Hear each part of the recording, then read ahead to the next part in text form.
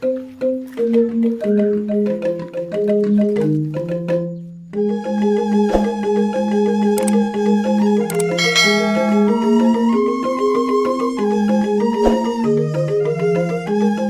Swastiastu, Juru Kebayan. Om Swastiastu. Ini kunci harus Tapi enak. enak. Jangan banyak Ampun, ampun, puput. ampun memang ampun orang ini. Yang pendukung dan keluarga kuning. Ada diri watane nyasah diri nyasah boleh. Swastiastu Semedon, kali ini Tiang lagi bersama Dani Juru Kebayan Pucuk. Beliau sebagai pucuk pimpinan tertinggi spiritual di sini di Desa Wisata Penglipuran. Mungkin bisa Juru Kebayan jelaskan bagaimana sejarah dari Desa Penglipuran ini. Mungkin ada makna tersendiri dari kata penglipuran itu, bisa Juru ini menceritakan dari segi makna nama penglipuran ataupun sejarah dari keberadaan Desa Penglipuran.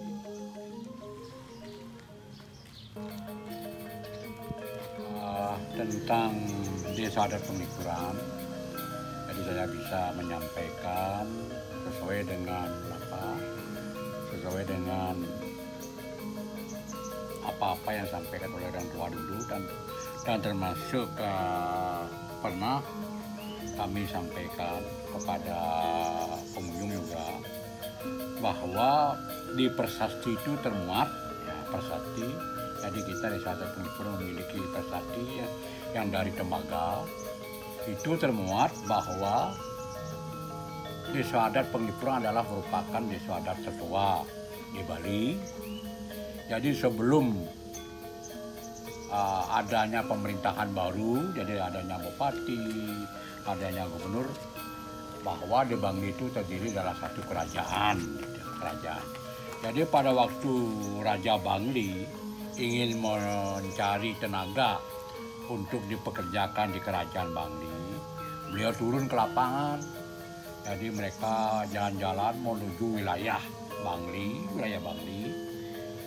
Di satu hari bertemu beliau di tempat Desa Adat Bayung Gede. Di sana mereka melihat bahwa menurut raja itu cocok orang-orang Bayung Gede itu akan dipakai pembantu atau tenaga kerja di kerajaan Bangli. Lalu beliau memilih beberapa orang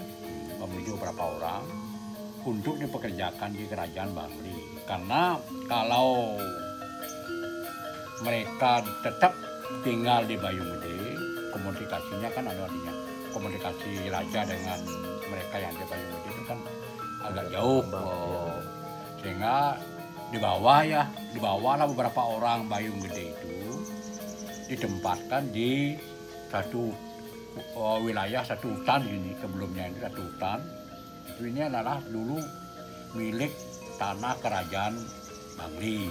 Kerajaan Bangli.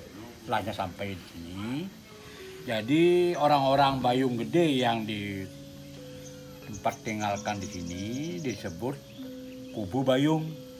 Disebut Kubu Bayung, namanya Kubu Bayung. Kubu itu adalah pondokan, Bayung jadi orang Bayung Gede yang memondok di wilayah sini.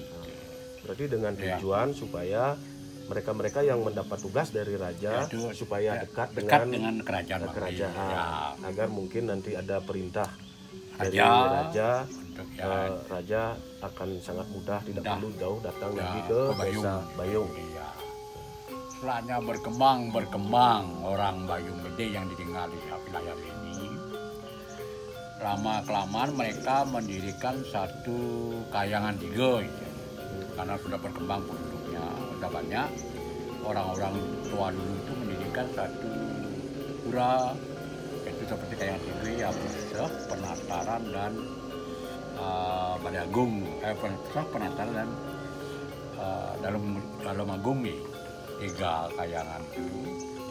Sehingga pada saat setelahnya penduduk itu berkembang banyak, disebutlah desa Pengeling Pura. Ya, desa Pengeling Pura. Berarti kata Penglipuran Nah, itu yang dulunya Kubu Bayung berubah menjadi Pengeling Pura. Pengeling Pura. Ya, Pengeling Pura punika artinya apa? Artinya Pengeling Pura dalam arti begini. Artinya pengeling itu berasal dari kata eling ya. Eling itu kan ingat. Pura itu adalah nenek moyangnya yang ada di Bayung Gede. Jadi apa keberadaan di Bayung Gede, budayanya supaya mengikuti supaya dipersembahkan di wilayah yang diberikan oleh Raja Bangli itu. Buat budayanya tentang pesta pura, tentang budaya adatnya, sistem ritualnya itu mengikuti ada sama yang persis dengan yang ada di Desa Bayung. Ya, Bayung Gede. Berarti secara historis hubungan dengan Desa Bayung Gede dengan Penglipuran masih sangat erat. Ya, sampai sekarang itu. Sampai sekarang. Di mana sistem baik itu sistem di desa, sistem spiritual, tata letak rumah, tata letak layangan pura persis sama dengan ada yang di Bayung. Ya. Setelahnya Desa Pengeling Pura lama kelamaan berganti nama menjadi Penglipuran. Ya. Jadi kan di 3 tingkatan tuh dari Bayung disebut Kubu Bayung, Pondokan Orang Bayung, udah itu Pengeling Pura. Pengeling Pura. Jadi ingat dengan budaya yang ada di Bayung. Ya. Udah itu akhirnya disebut Penglipuran. Disebut Desa Penglipuran. Nah, Desa Penglipuran itu sesuai dengan adat-adat yang ada di Bayung Gede. Budayanya pun gitu. Nah, bisa Jero Bayan menjelaskan sedikit keunikan dari adat-adat yang sudah berlaku di Desa Penglipuran ini yang mungkin sama persis dengan yang ada di Penglipuran. Contohnya seperti apa Jero Bayan? Seperti ngaben itu namanya ya. Contohnya seperti ngaben. Jadi ngaben di Penglipuran sama seperti ngaben yang di Bayung. Kalau ngaben di tempat lain, di adat lain kan membakar mayat. Kalau di sini tidak. Jadi dikuburkan gitu. Berarti kalau ada orang yang meninggal di warga desa dikuburkan dulu, dan itu pada saat akan ngaben istilahnya di upacara datang ke Citro, ya istilahnya dibawa dibawa pulang lalu di rumah dibuat satu adegan yang disebut dengan gisi dari alang-alang itu di upacara dinya. Berarti dibikinkan pengawak dari alang-alang. Ya. Berarti tidak sama dengan di desa-desa lain di Bali. Jadi, kalau misalnya mengadakan upacara ngaben, mayat yang sudah dibongkar itu dibongkar lagi. Ya. Kalau di Penglipuran tidak seperti itu. Ya. Berarti dibuatkan pengawak yang dari ambengan alang-alang ya. Alang-alang. Ya, itu di upacara. Langsung pada waktu upacara ngaben itu lagi dikuburkan itu. Enggak dibakar ya, Pak. Ya, setelah ya upacara ngaben dikuburkan lagi. Ya. Itu kan berbeda dengan tempat yang lain. Ya. Kalau itu upacara fitriyahnya atau orang yang meninggal. Ya. Kalau misalnya di bidang dewa yagnya, ada perbedaan dengan desa-desa lain? Ada perbedaan dengan desa-desa lain. Kalau di desa lain kan upacara dewa yagnya itu jelas berbeda. Kalau di sini kan ada upacara Musabo, dan itu ada acara pekeling dulu. Ya. Jadi dari awal lah pekeling. Kalau di pura itu pekeling, dan itu lagi pekeling. Terus pekeling baru upacara Musabo di Paruman. Musabo Paruman. Dan itu Paruman lagi sekali. Dan itu baru Musabo besarnya itu 10 tahun sekali. 10 tahun sekali. Itu upacara itu diselenggarakan di pura ya. Itu diselenggarakan setiap pura itu. Kalau sudahnya itu ya 10 tahun sekali. Karena disebut Musabo Nangkan istilahnya. Itu upacaranya ada di Pura Penantaran, di Pusat, setiap di Ruko.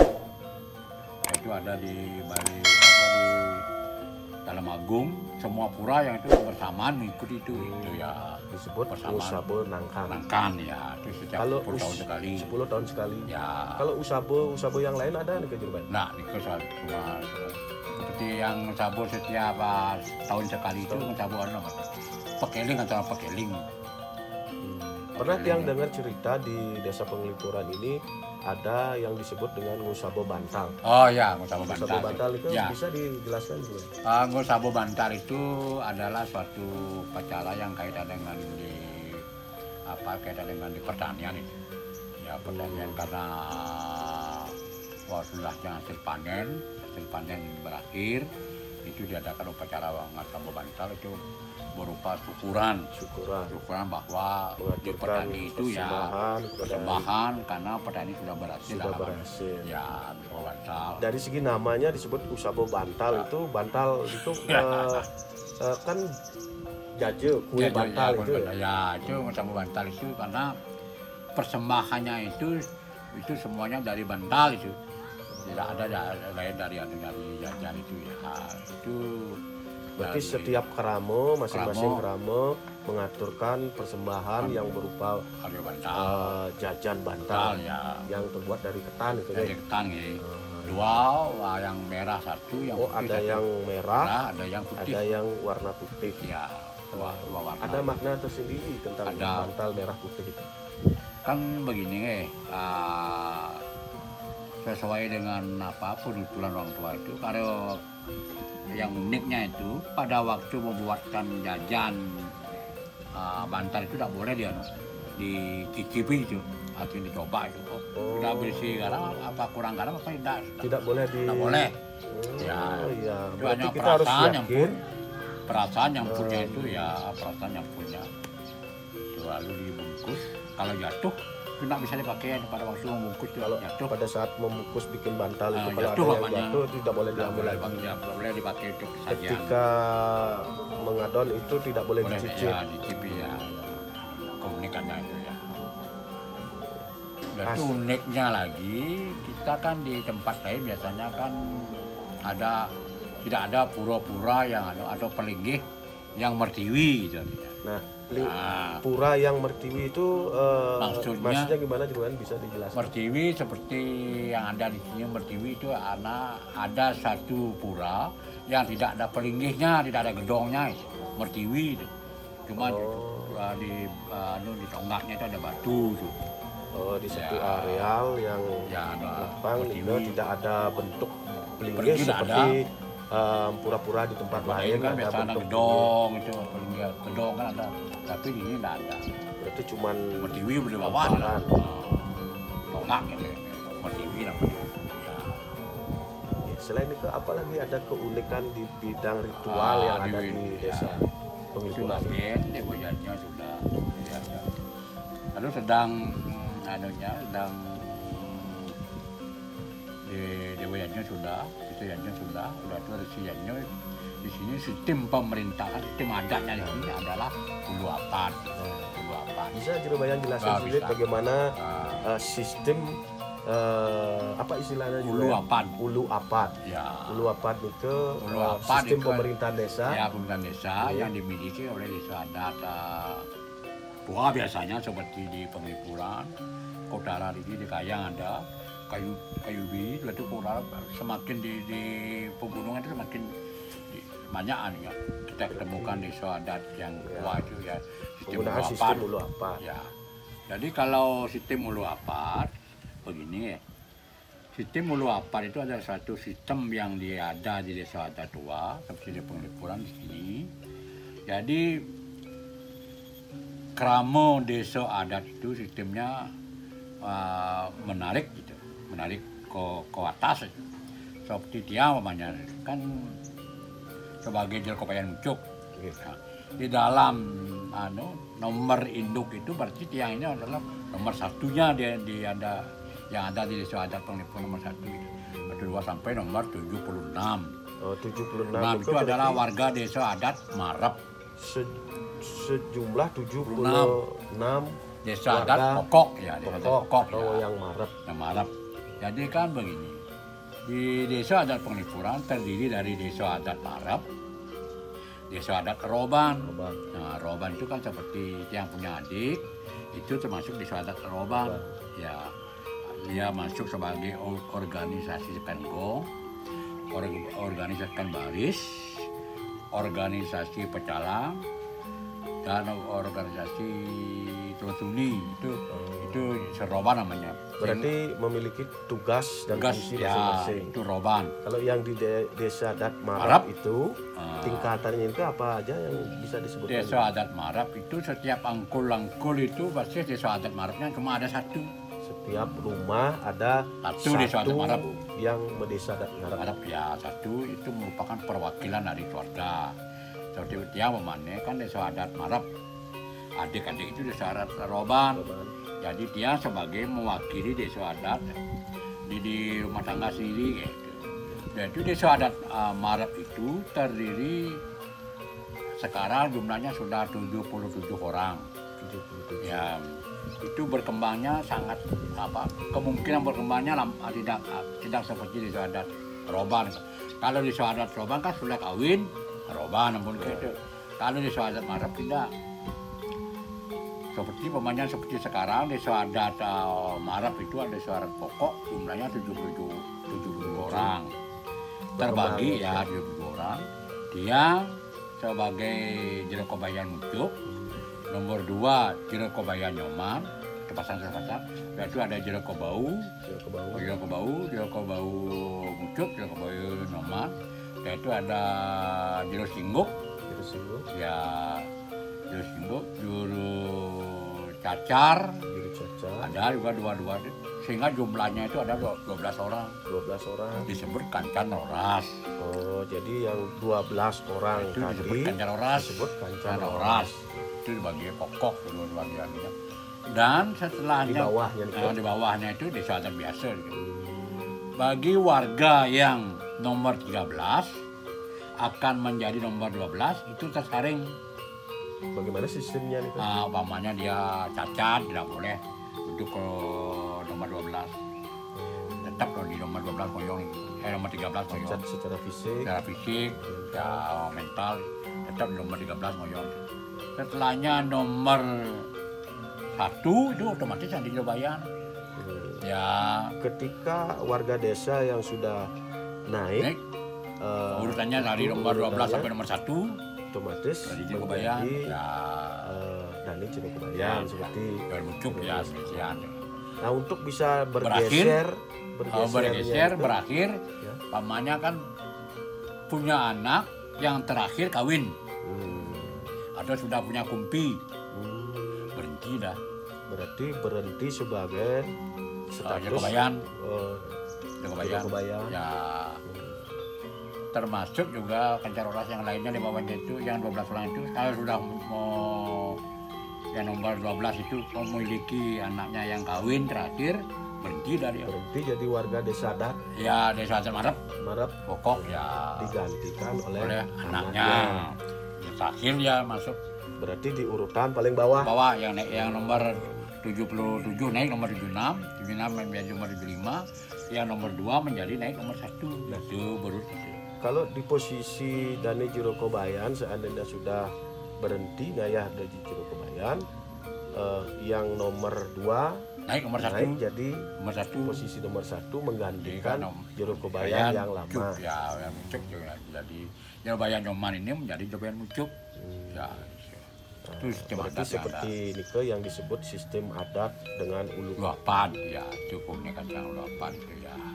Baik, Sultan, demikian tadi bincang-bincang yang dengan Dani Jero Kobayan Mucuk yang ada di Desa Penglipuran ini. Beliau sudah menjelaskan panjang lebar bagaimana tentang sejarah dari keberadaan Desa Penglipuran ini. Bagi semeton yang belum pernah berkunjung ke Desa Penglipuran, silakan datang ke sini, ajak sanak keluarga untuk berlibur ke Desa Wisata Penglipuran. Sukses